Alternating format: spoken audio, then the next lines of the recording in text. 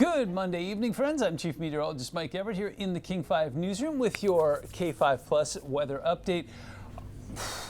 Can I say enough words about Sunday? It was quite possibly one of the most perfect days we've had across the Pacific Northwest in a very long time.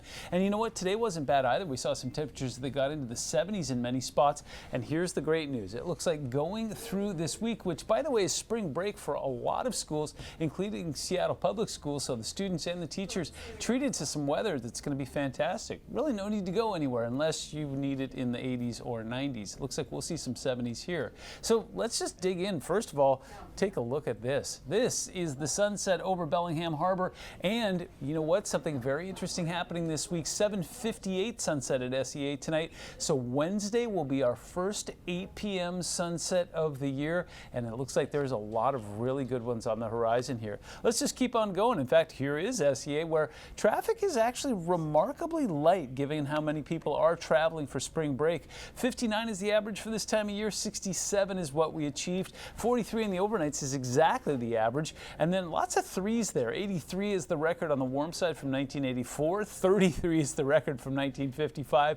Obviously no rain in the gauges, and there it is, a 7:58 sunset. Now, folks who are traveling are being treated to some delightful weather pretty much across the country. The only cool spots are near the Great Lakes, Minneapolis and Chicago in the mid-50s. Otherwise, 70 in Charlotte, 83 in Houston, 81 in Miami, 95 in Phoenix, where we saw our first triple digits last week, 88 in Vegas, cooler along the coast, 61 in San Francisco, 62 in LA, 74 in Portland, and 65 in Seattle, which kind of leads to our top story. Spring break is what we're calling it. So staying dry through the work week. We've got a little system that'll bump through on Wednesday. Then once it does, high pressure rebuilds. We'll get ourselves into the 70s on Friday, and then temperatures will cool and showers will return for the Easter weekend. So you know what to do. You're in the Pacific Northwest. Get out and enjoy it while it's here.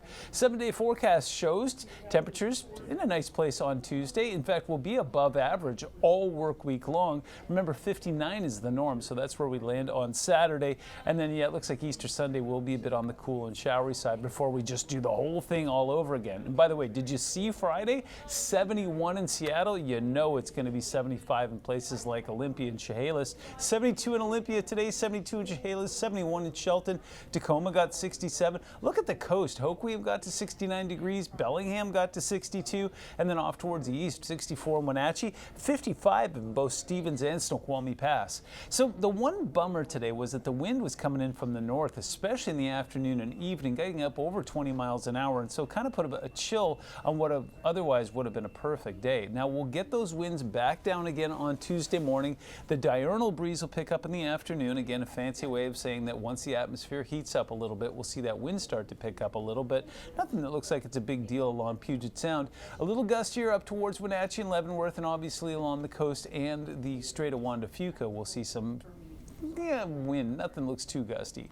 Now on Wednesday, as we go Tuesday into Wednesday, again we'll do the thing all over again, but this time as that system brushes by towards our north and east, we'll see winds pick up on Wednesday afternoon. So 20s, maybe some 30-mile-an-hour gusts. Again, nothing that will bring any issues or advisories, watches, or warnings, but it will be a bit windy on Wednesday afternoon.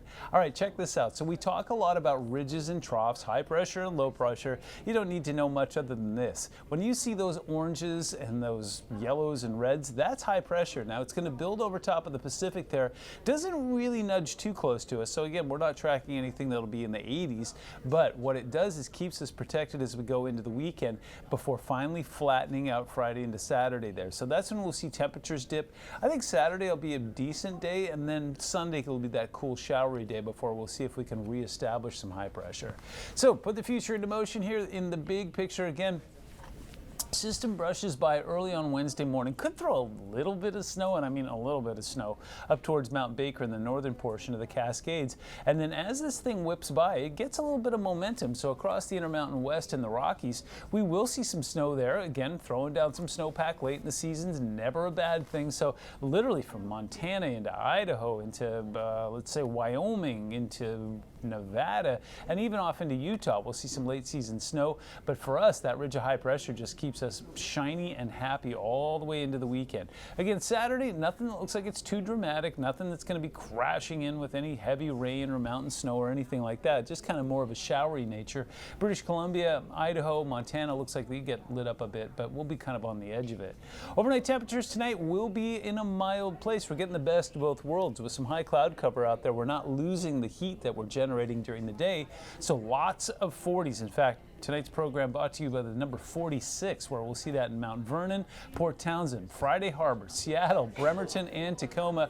Otherwise, 41 in Leavenworth, 41 in Quileute, and 35 in White Pass. Here, friends, are what temperatures look like on Tuesday. If you want to get up and tiptoe through the tulips up in Skagit County, we're talking some low to mid 60s.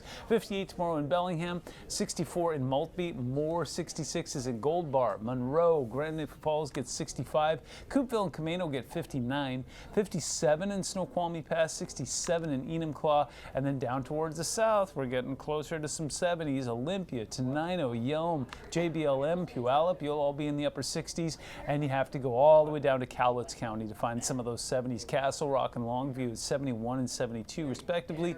50s along the coast, you'll see 55s and 56s, pretty much top to bottom there.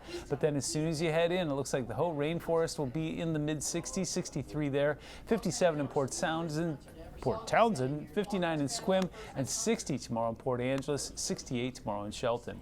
7-day forecast shows some very, very nice weather for folks who are out spring breaking right now. Make sure you're paying close attention as you're out and about, because there are a lot of kids who are out for spring break right now, and they're sure not paying attention to traffic. They're running around picking flowers and enjoying the sunshine, and you should too.